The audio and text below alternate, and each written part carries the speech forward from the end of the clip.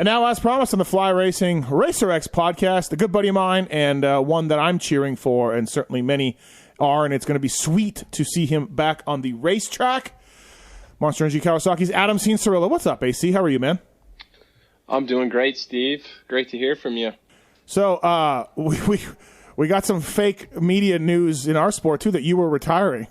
That was a little buzz there. I'm sure you heard about it. I'm sure you heard about it. Yeah, I've been here. I heard some things. I'm just like, what? Some things. Yeah, it's that's where we're living, man. That's where we go with our sport now, and we're susceptible to the same things that celebrities are, not on that level, and mainstream sports are, and you know, that kind of stuff. It's reached our level. It didn't for a long time, but we're here now. And I think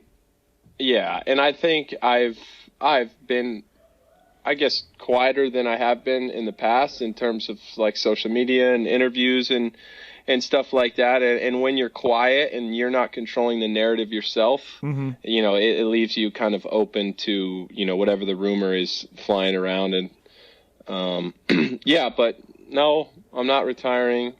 I'm super stoked to be racing. Feel good on the bike, man, and just stoked to be where I'm at right now. And I'm not sure exactly where that came from, but I was I kind of laughed it off. How are things going? You're probably not 100%. Would that be fair to say? Like, you're still got some things to work out. Would that be fair to say, or where are we at? How are we feeling? Well, first of all, I mean, taking, you know, the last couple of years, I haven't raced much. Just that in itself, like to get back to a competitive level, just to be competitive is so much work, and it takes so much time, and you have to be really intentional with what you're doing day in and day out to get back to a level that you can be competitive. Obviously, I've had some, you know, besides the knee, I've had some things that I've had to work through that haven't been ideal. But as far as where I'm at right now, I feel like I'm in a good place. I'm having a lot of fun. Everything I'm doing on the bike these days, everything just feels different, man. Like being at the track and my work day in and day out. I say this a lot. I've talked about how much fun I've had in the past, and people know how much I like dirt bikes and how much I enjoy doing this. But I'm just in a really, you know, despite the challenges that I've had, I'm just in a really good place mentally. Like, I'm just in a really solid spot. And yeah, we've had some challenges, but it is what it is. And I am confident that I'm doing everything that I can to be, you know, to deliver the best results that I can. And at the end of the day, that is all I can do. Sounds like maybe, and this hasn't always been the case for you, you've let go of the things that you can't control a little bit.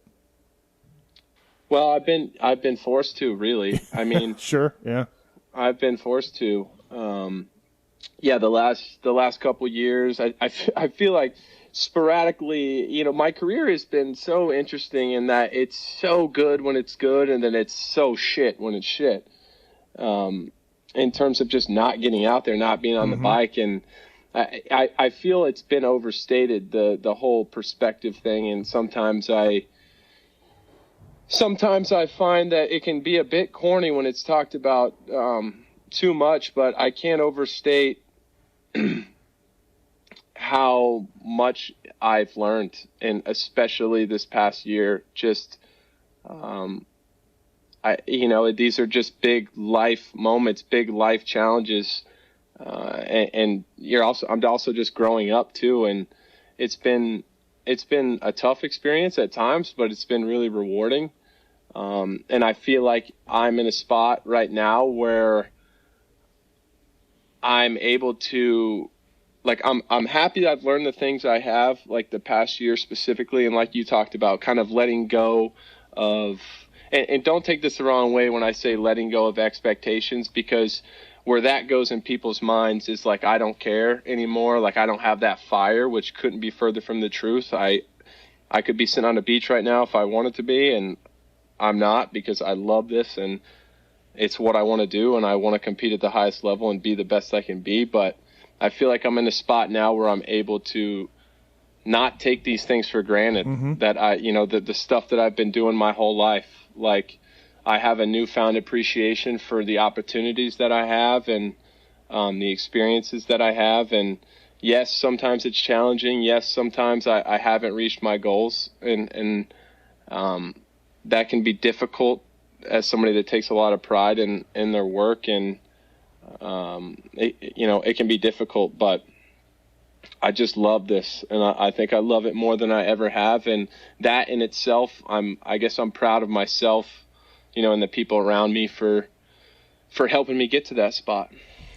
Yeah, you've definitely, you care a lot. Not saying other guys don't care, but other racers probably have a better ability to turn it off, the ups and the downs. You'd be surprised. Yeah, maybe, right?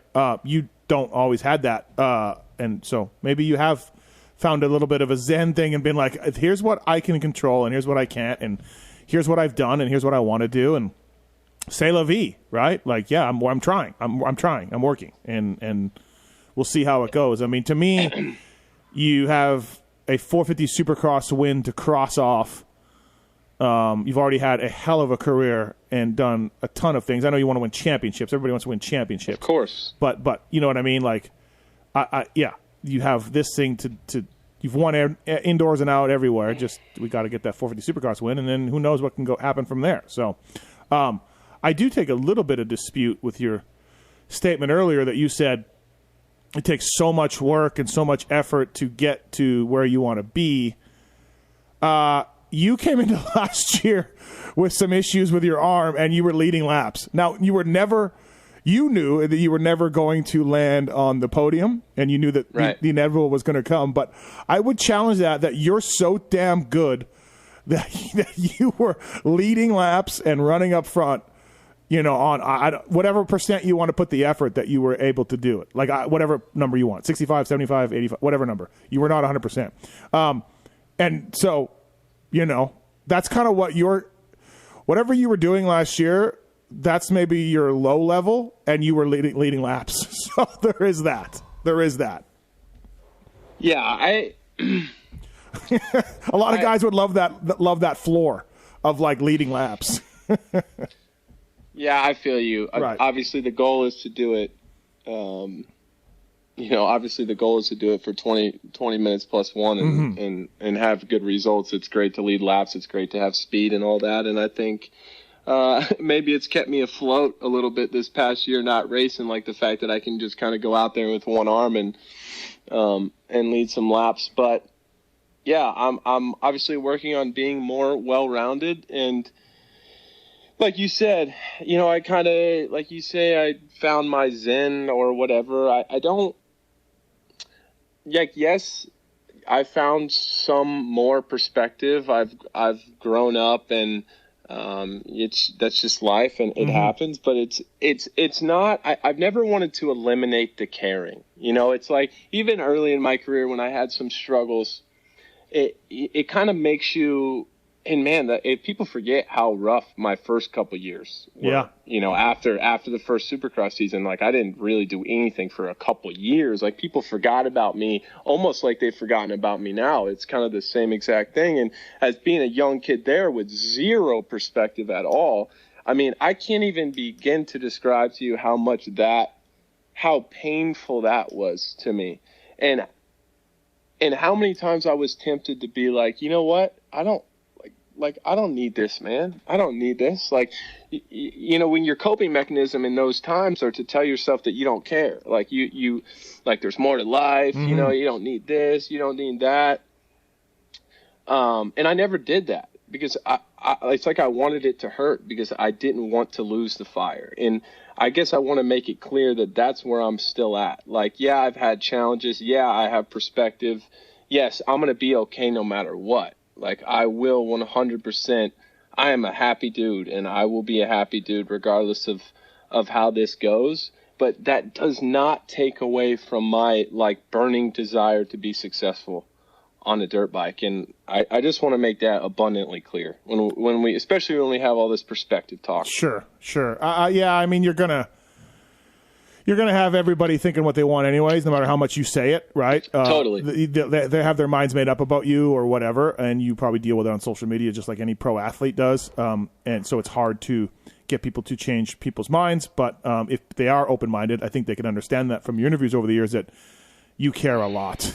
and yeah, I think, yeah. And I think that's part of it. I think that's part of the growth that I've experienced a little bit. And it's not to say I don't care what people think anymore or anything like that. That would be extreme, but I don't have the mentality that I need to prove my worth really to people much anymore. Like I'm really proud of myself, and I'm really proud of my body of work.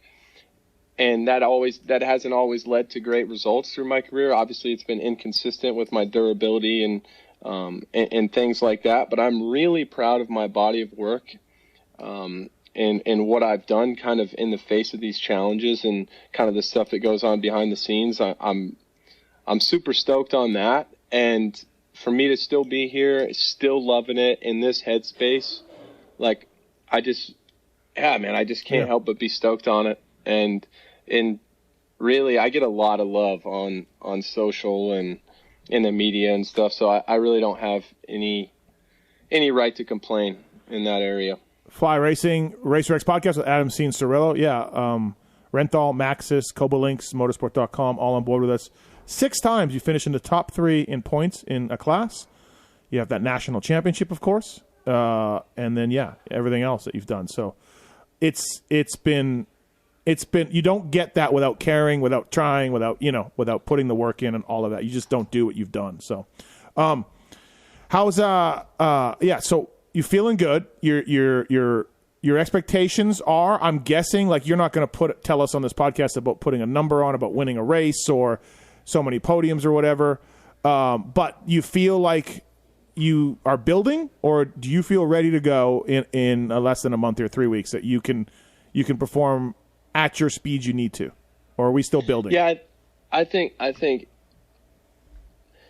my expectations are to lay a foundation for something that I can continue to build on. Like I know that I know what I can do on a dirt bike. Like still, I still have all the same feelings I've had at the best times of my career. I know what I can do, but it's if you're not out there and you're not continuing to build and you build confidence and racecraft and all that, there's only so much you can do. So I need to lay a foundation to have success. So I think that's my expectations is just to be within myself and obviously to do the best that I can.